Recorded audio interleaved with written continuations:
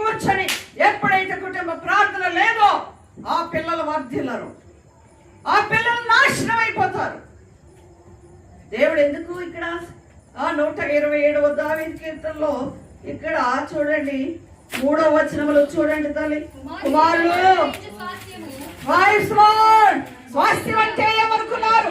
బలములు, భూములు, ఆస్తులని నువ్వు అనుకుంటున్నావు. కానీ ఆడబిడ్డది మగబిడ్డది తేడా ఏమిటంటే కోడలు తెచ్చిన ఆస్తి అనేది స్వాస్థ్యము.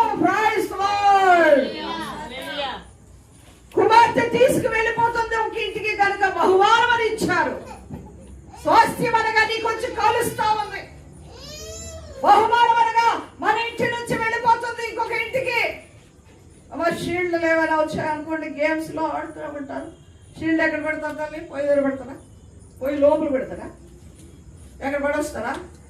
తీసుకెళ్లి బీరువాలో ఒక ఆడబిడ్డ గురించి బహుమానం అనగా అది దేవుడిచ్చిన బహుమానము ఒక్కొక్క ఇంటికి పంపిస్తూ ఉన్నారు కనుక అది బీరువాలో దాల్చవలసింది.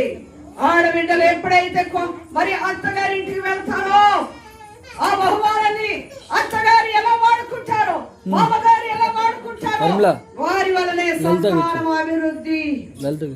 ఎవరి వల్ల అండి? వచ్చిన కోడల వల్లే అభివృద్ధి.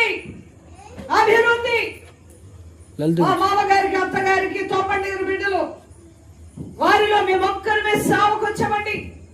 వాళ్ళంతా కూడా అన్ఎడ్యుకేటెడ్ పీపుల్స్, వాళ్ళు ఎవరు చదువుకోలేదు, కూలి బతుకులే. వాళ్ళందరినీ మార్చుకుంటూ వస్తున్నాం.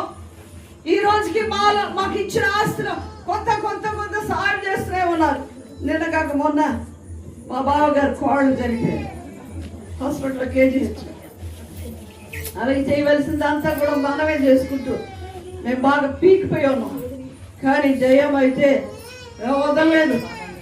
అయ్యగారని రావాలి, అమ్మగారైనా రావాలని అంటే మేమేం చేసామంటే సరే నేనే వస్తానమ్మా అనుకుని బాబుని పాస్ట్ గారిని, అంటే బాబు బెంగళూరులో ఆయా ప్రాంతాల్లో మరి షిప్లో సెలెక్ట్ అయ్యారండి. చిన్నవాడే 22 years.